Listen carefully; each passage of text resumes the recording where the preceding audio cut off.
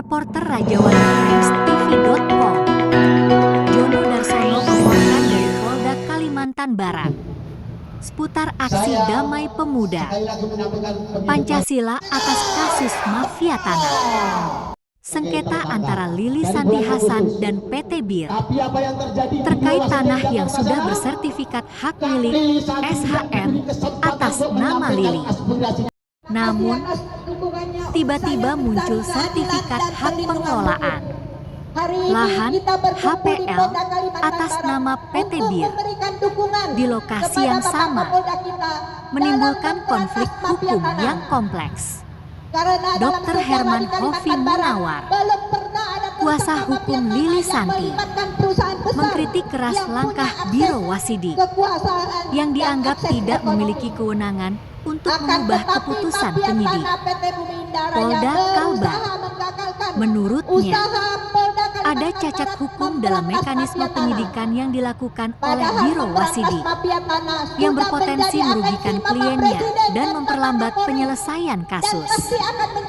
Penetapan tersangka dalam kasus ini diumumkan melalui Surat Pemberitahuan Perkembangan Hasil Penyidikan SP2HP yang diterbitkan Polda Kalbar pada 19 Agustus 2024, di mana Sudjulianto dan beberapa rekan ditetapkan sebagai tersangka dalam aksi damai tersebut.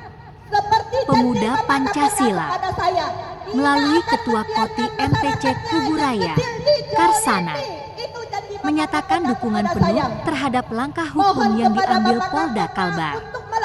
Mereka menuntut agar mafia tanah segera ditindak tegas dan memastikan tidak ada pihak yang dapat mengganggu proses penyidikan. Kami siap mengerahkan lebih banyak massa dari seluruh MPC dan MPW Pemuda Pancasila jika kasus ini tidak segera dituntaskan, ancam Karsana. Aksi damai ini berakhir dengan tertib.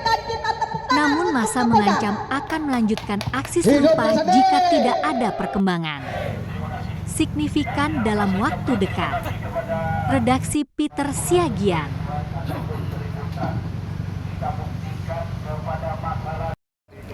Saya selaku penjaga tanah Lili Santi, begitu ada penjelasan hasil dari Biro Wasidik Jakarta, merasa tidak aman, makanya saya keluar. Tadi saya menurunkan anggota saya 84, 96 lah. Itu terdiri dari Sri Kandi sama Kopi saja yang satpamnya tidak boleh sama. Terus pengawalan ini Bang, sampai pengawalan ini apakah nanti akan terus dikawal atau seperti apa? Terus makanya saya tadi dalam mediasi di Polda tadi saya sampaikan segera mendapat kepastian hukum atas nama Sudjulianto sebagai tersangka. Apabila tidak, saya akan menurunkan massa yang lebih banyak lagi. Saya akan satma yang ada di Kalimantan Barat dan seluruh MPC yang ada di Kalimantan Barat sampai ke MPW untuk menanyakan kembali ke Polda Kalimantan Barat. Tujuan kami ke Polda hari ini itu adalah untuk memberi apresiasi kepada Bapak Kapolda Kalimantan Barat supaya tegak lurus memberantas mafia tanah. Jangan sampai ada intervensi dari pihak manapun, karena saya merasa ada kejanggalan waktu gelar perkara di Biro Wasidik. Ada indikasi keberpihakan.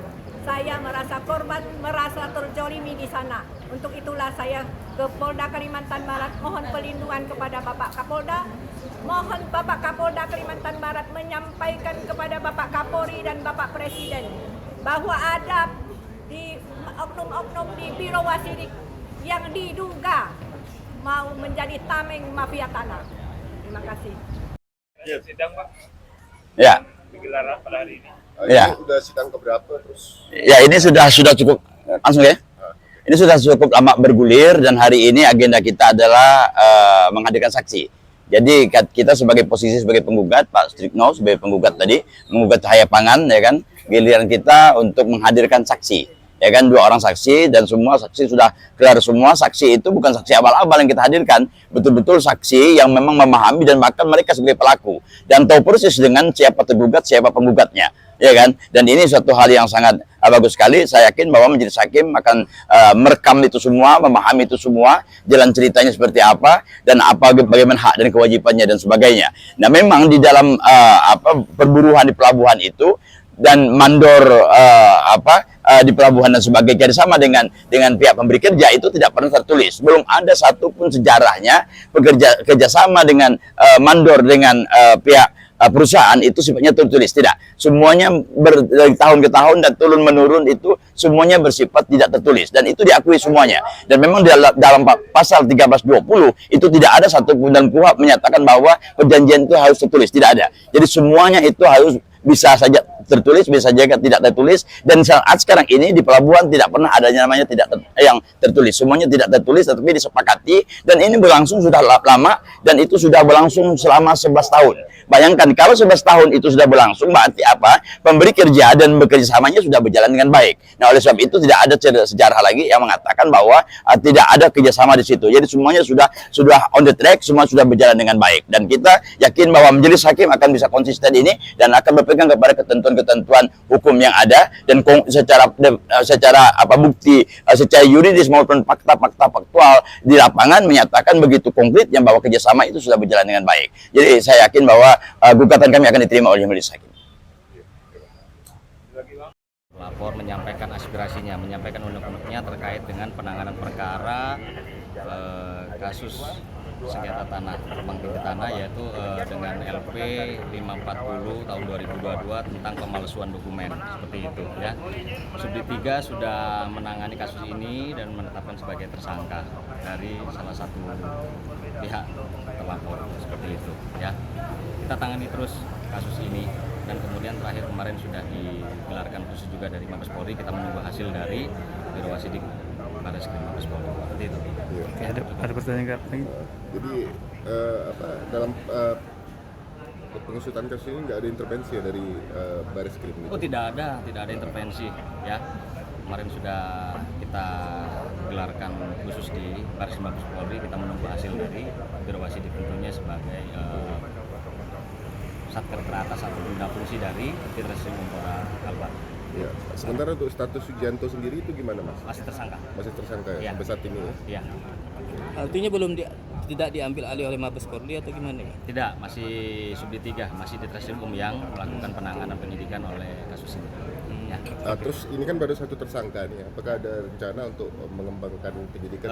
Kita tidak berpersepsi, nanti melihat fakta-fakta hukum yang terkonstruksi dengan baik. Kita kalau memang ada bisa jadi, tapi kita tidak berandai-andai ataupun berpersepsi yang lain ya. Seperti itu, kita fokus ke satu tersangka. Tidak.